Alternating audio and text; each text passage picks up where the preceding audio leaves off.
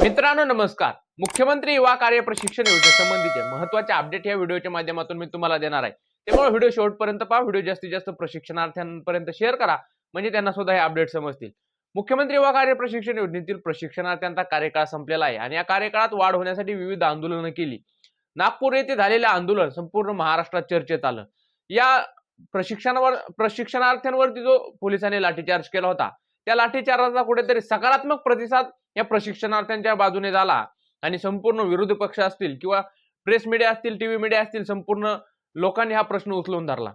नागपूर अधिवेशनात जरी सरकारने या प्रशिक्षणार्थ्यांना काही दिलं नसलं आणि फक्त दुसरी योजना जाहीर करून या प्रशिक्षणार्थ्यांना फक्त गाजर दाखवण्याचं, चॉकलेट दाखवण्याचं काम केलं असलं तरी कुठेतरी हा मुख्यमंत्री वा कार्य प्रशिक्षण योजनेतील प्रशिक्षणार्थ्यांचा प्रश्न आता चव्हाट्यावरती आला आहे आणि या प्रश्नावरती उघडपणे वेगवेगळे लोक बोलत आहेत. यातच काल मुख्यमंत्री वा कार्य प्रशिक्षण योजनेतील या प्रश्नावरती खासदार निलेश लंके यांनी सुद्धा नगर परिषदा निवडणुकीच्या प्रचारादरम्यान हा मुद्दा उपस्थित केला आणि त्यांनी सांगितलं की रोहित पवार यांना सुद्धा सांगितलं की रोहित दादा ह्या प्रशिक्षणार्थ्यांच्या पाठीमागे आपल्याला आता खंबीरपणे उभं राहावं लागेल. हे प्रशिक्षणार्थ्यांच्या पुढे 2 पावलं आपल्याला चालावं लागेल. या सरकारला कुठेतरी धारेवरती धरावं लागेल म्हणजे या प्रशिक्षणार्थ्यांना न्याय मिळेल. सरकारने ही योजना विधानसभा निवडणुकीच्या पार्श्वभूमीवरती काढली होती. खरी तर ही योजना प्रशिक्षणासाठी होती असं सरकारचं म्हणणं आहे. ते मान्य आहे, ही योजना जरी प्रशिक्षणासाठी असतील तरी ही योजना सरकारी आस्थापनेमध्ये प्रशिक्षण देऊन या प्रशिक्षणार्थ्यांना पुढे काय देणार हे सरकारने अगोदर त्याचं नियोजन करायला पाहिजे होतं, पण त्या पद्धतीने सरकारने केलं नाही.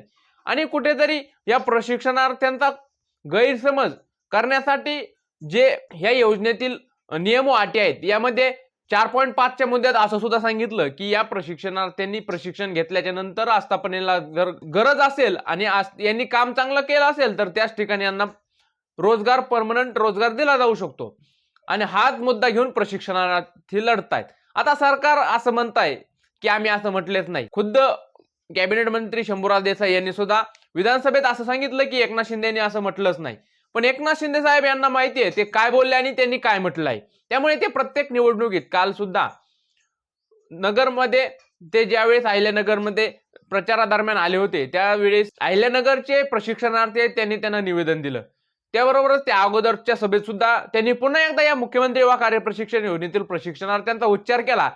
ही योजना अडचणीत आहे, यांना रोजगार दिला पाहिजे, याच्यासाठी मी प्रयत्न करतोय. नक्कीच एकनाथ शिंदे सकारात्मक आहेत.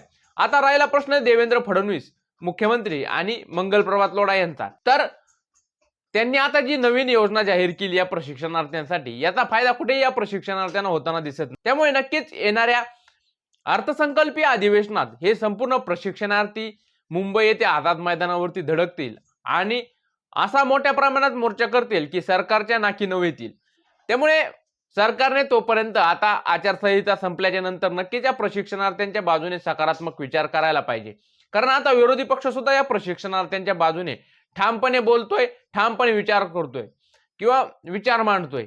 मग त्यामध्ये विजय वडेट्टीवार असतील, जयंत पाटील असतील, नाना पटोले असतील, का निलेश लंके असतील, रोहित पवार असतील, आमदार जनक असतील, असे अनेक आमदारांनी सुद्धा हा प्रश्न मांडला, उपस्थित केला. या प्रशिक्षणार्थ्यांना कुठेतरी न्याय मिळावा. राहुल पाटील असतील, राहुल पाटील यांनी तर लक्षवेधीमध्ये हा प्रश्न अशा पद्धतीने मांडला की मंगल प्रभात लोढा यांना शब्द सुद्धा फुटत नव्हते.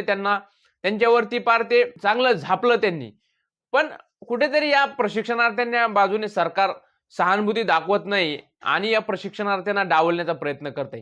आता पुढचा प्रश्न की नवीन नोंदी, तर नवीन रजिस्ट्रेशन सुरू झालेलं आहे. नवीन प्रशिक्षणार्थ्यांची पुन्हा भरती होणार आहे. आता या प्रशिक्षणार्थ्यांमध्ये सुद्धा हे असंच करणार की 6 महिन्यांना प्रशिक्षण देणार, यांना काढून टाकणार, त्यांचे पेमेंट निम्मे गुंतणार. जे प्रशिक्षणार्थी खरोखर चांगला जॉब करत आहेत किंवा अभ्यास करत आहेत त्यांनी ह्या योजनेच्या नादी लागू नये असं माझं मत आहे. कारण या योजनेत तुम्ही 6 महिन्यासाठी जॉईन होता, तुमचा जो कंटिन्यू अभ्यास आहे तो त्याच्यात कुठेतरी खंड पडतो. त्याबरोबरच तुम्ही जर चांगला जॉब करत असाल तर जॉब सुद्धा सोडू नका. ही योजना फक्त गाजर दाखवायचं काम करते, याच्यामध्ये पुढे कोणतंही भविष्य नाहीये.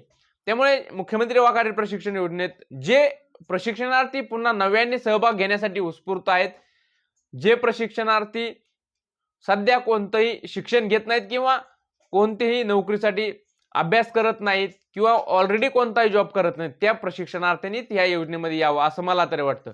कारण या योजनेमध्ये येऊन प्रशिक्षणार्थ्यांचा कुठेतरी हेरमोड करण्याचा कार्यक्रम सरकार करते. तर ह्याच महत्त्वाच्या अपडेट होत्या. ह्या महत्त्वाच्या अपडेट तुमच्यापर्यंत पोहोचवण्याचं मी काम केलंय. व्हिडिओ आवडला असेल तर व्हिडिओला एक लाईक करा, चॅनलला सबस्क्राईब करा. भेटू नवीन अपडेट्ससह नवीन व्हिडिओमध्ये. तोपर्यंत धन्यवाद.